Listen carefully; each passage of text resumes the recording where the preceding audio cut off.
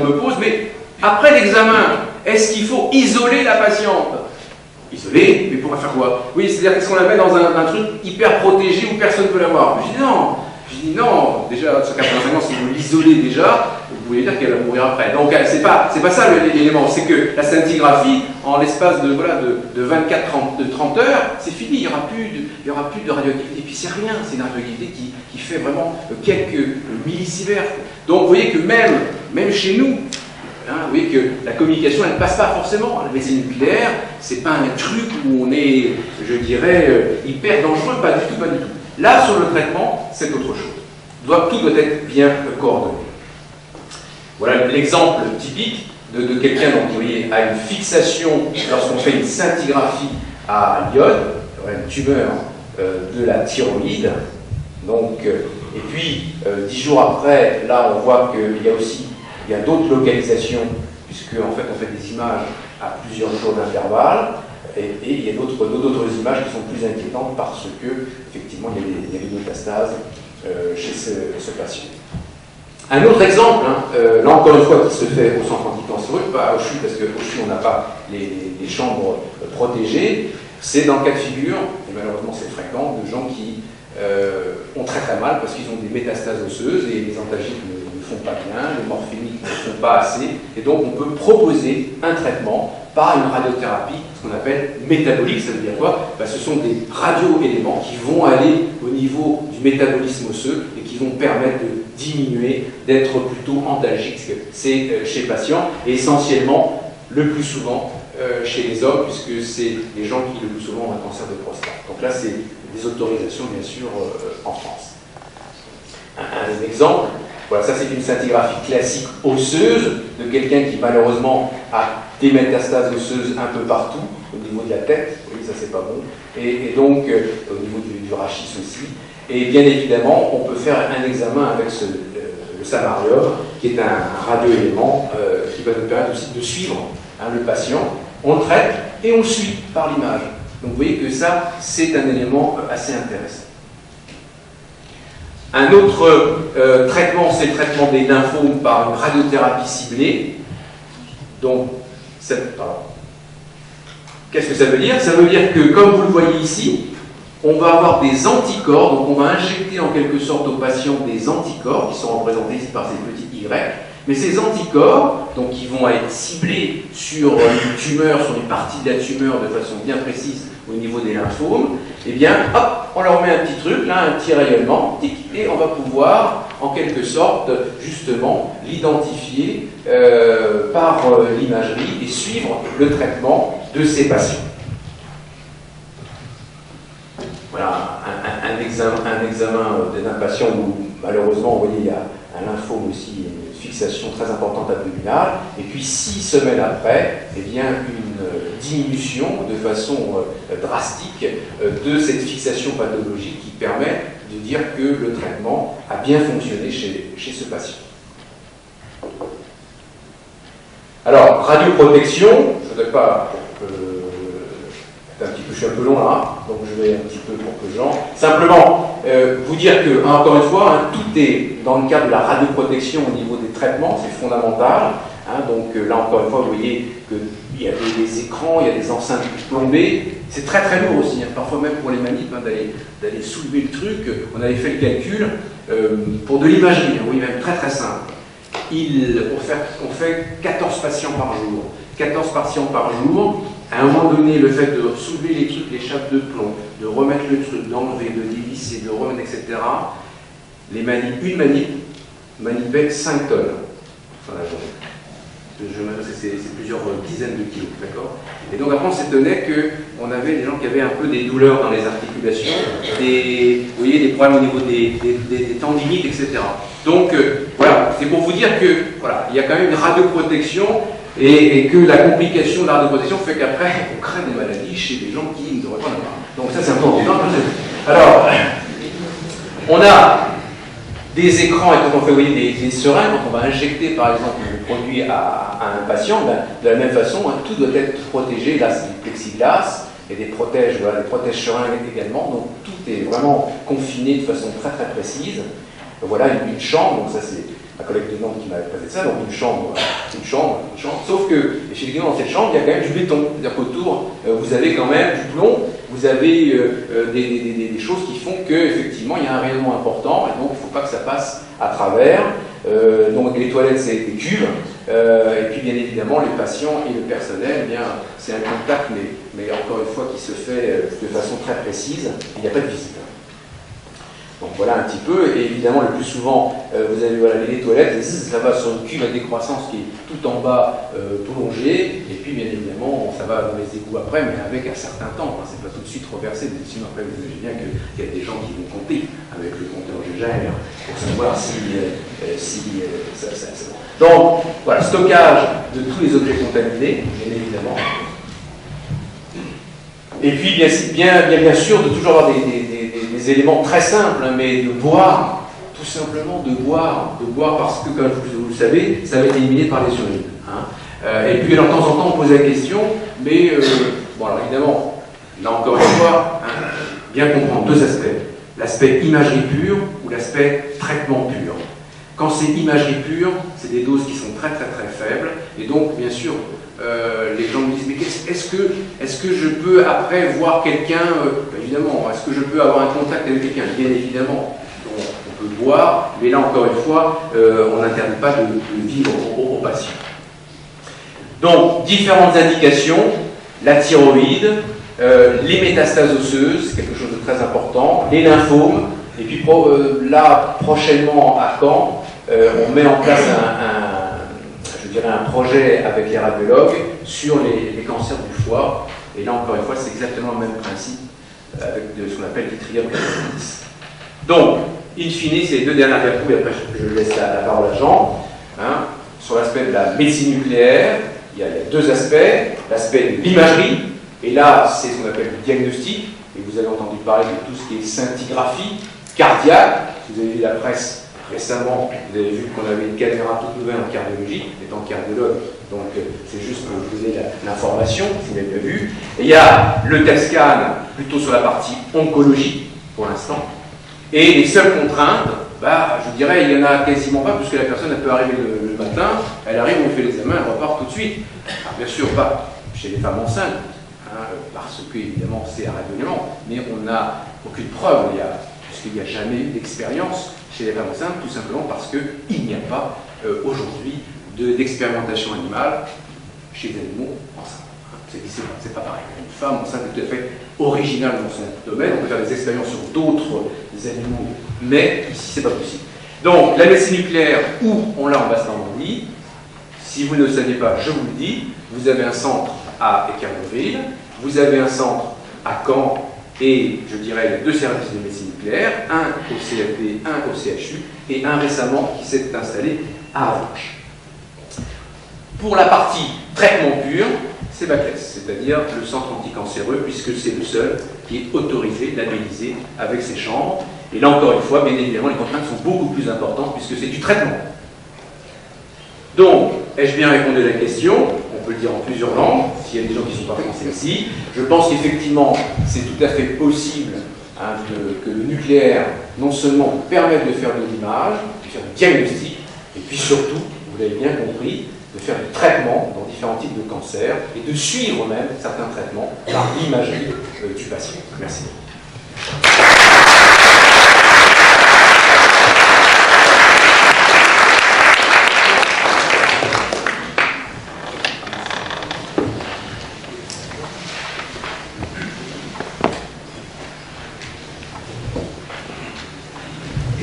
J'ai la chance de passer après deux remarquables orateurs qui ont très bien campé le sujet. Denis vous l'a dit, on peut effectivement diagnostiquer et traiter les patients avec le nucléaire. Bon, finalement, je ne peux rien dire, si ce n'est peut-être de dire qu'en plus de la radiothérapie métabolique, dont il nous a remarquablement parlé, il y a ce que l'on appelle classiquement la radiothérapie, qui, en fait, comporte deux autres types de radiothérapie.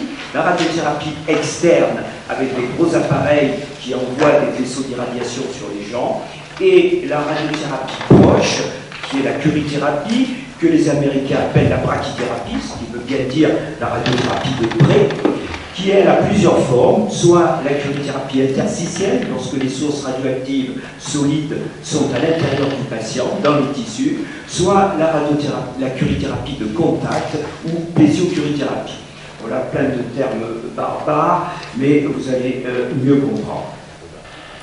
Alors, il ne faut pas que je me trompe. Encore un petit coup. Vers le bas. Vers le bas d'abord. Voilà. Donc, cette diapositive, Jacques Foss vous l'a beaucoup mieux expliqué que je ne pourrais le faire. Deux découvertes capitales, le 28 décembre 1995 et décembre 1998. 28 décembre 1995, Röntgen publie à la Société de physique de Wolfsburg sa découverte des rayons X et il donne cette radiographie de la main de Bertha. C'est la première radiographie. On devine très facilement que le radiodiagnostic va démarrer tout de suite après.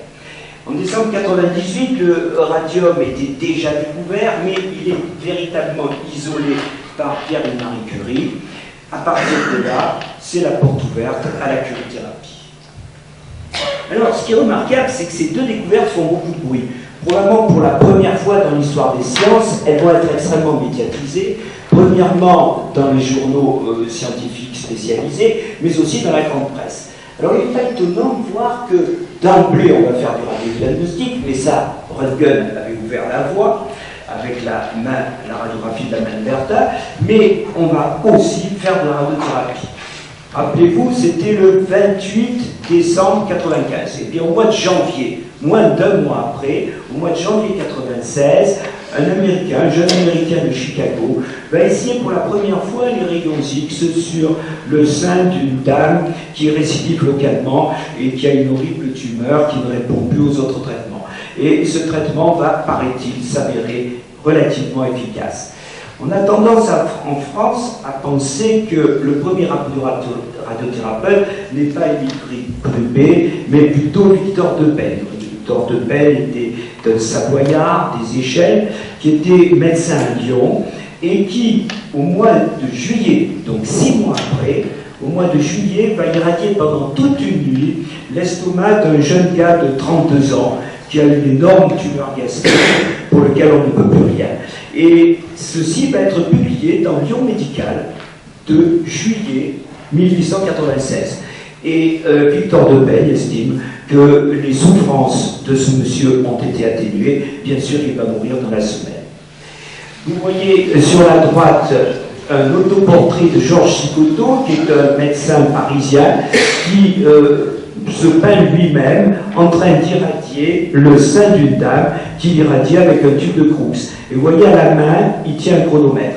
C'est très important le chronomètre, c'est la durée du temps d'irradiation, et cette durée est directement reliée à la dose. 1898, l'isolement du radium, et bien en 1901, en même temps que Pierre Curie, et Jacques Foss vous l'a montré, en même temps que Pierre Curie envoie un papier à l'Académie des sciences pour dire que probablement ces rayons peuvent être utilisés à des fins thérapeutiques. En même temps, Henri Danlos, qui est un dermatologue de l'hôpital Saint-Louis, vous savez que l'hôpital Saint-Louis, c'est là que la dermatologie a été inventée, a été découverte par le docteur Fournier, et bien Henri Danlos demande un petit peu de poudre de radium pour traiter des lésions cutanées. Et ces traitements vont s'avérer relativement efficaces. Comme vous le voyez sur cette photo, ce n'est pas la première photographie qui authentifie une guérison d'une lésion cutanée par les rayons X.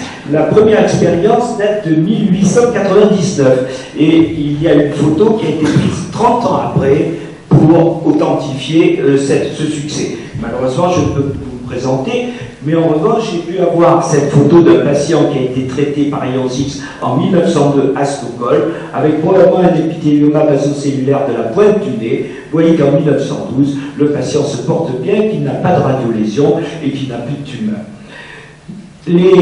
Ces observations vont être à la naissance de la radiothérapie. Dès 1913, l'industrie du radium est créée, avec en physique Marie Curie et en médecine Claudius Renaud.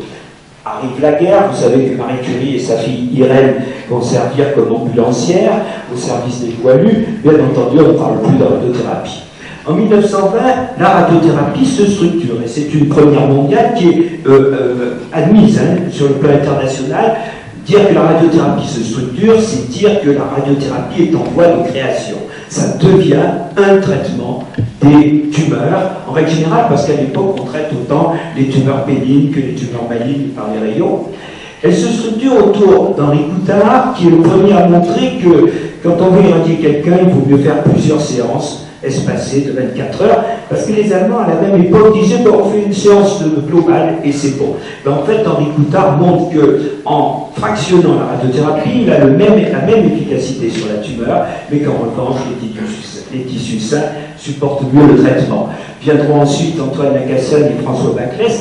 François Baclès, lui, va s'occuper d'essayer de conserver les seins. C'est-à-dire que lorsqu'on a une tumeur du sein, on peut peut-être enlever la tumeur, laisser le sein en place, et ensuite, par une radiothérapie complémentaire, avoir le même résultat que si on enlevait le sein. C'est très important, car à l'époque, on vivait sous le dogme d'Alstedt.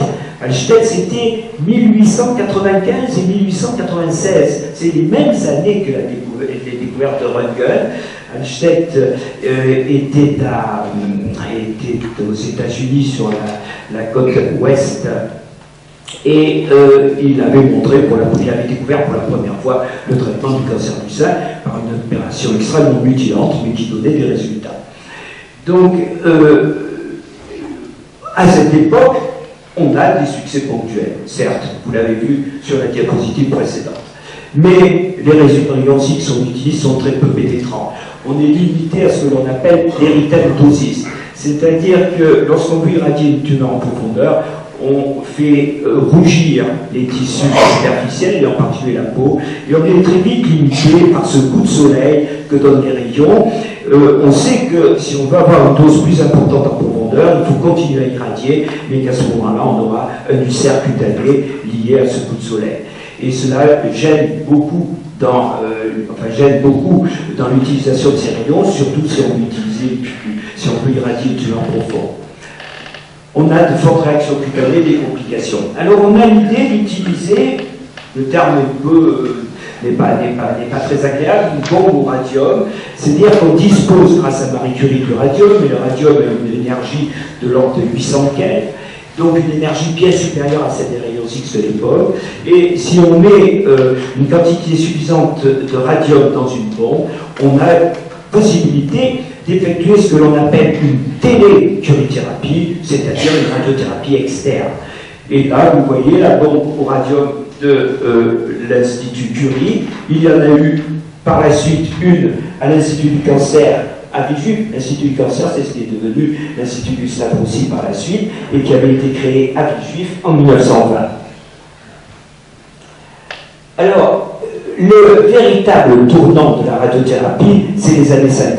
Grâce au remarquable progrès technologique de la physique nucléaire d'une part, de l'imagerie d'autre part, on va pouvoir passer de la radiothérapie conventionnelle, celle que l'on vient de voir, celle qui n'est pas très performante, à la radiothérapie dite de haute énergie. Rien à voir avec ce que l'on appelle haute énergie en physique nucléaire.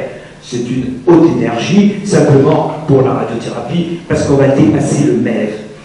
Avec le cobalt, on arrive à 1,25 MeV d'énergie moyenne, et avec les accélérateurs linéaires, on pourra monter jusqu'à 25 MeV. Pour les radiothérapeutes, c'est de la haute énergie par rapport au keV du radiodiagnostic. En 1960, le télécobalt les sources le télécobalt voit le jour, c'est ce que vous voyez sur cette image, tout simplement parce que les réacteurs nucléaires sont capables de fournir des sources de cobalt suffisamment radioactives.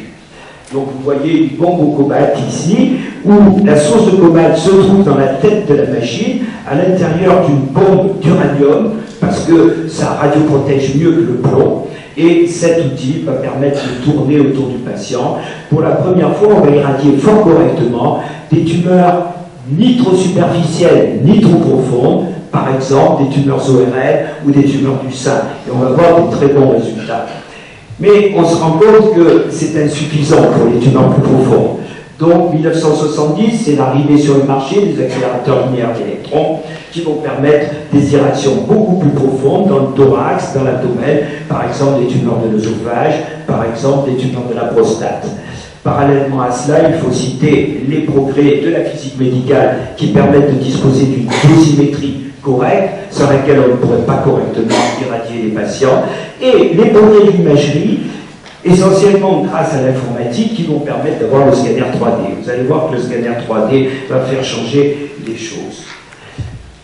Cela dit, on a quand même un certain nombre. Si vous voulez, avec la radiothérapie conventionnelle, la phase limitante, c'était les érythèmes cutanés. Avec le probate et les accélérateurs linéaires, on a quand même comme facteur limitant la tolérance des tissus sains. Vous voyez ici le bras de ce jeune homme qui a une radioépithéliite sèche. Si on était allé plus loin dans l'irradiation, il aurait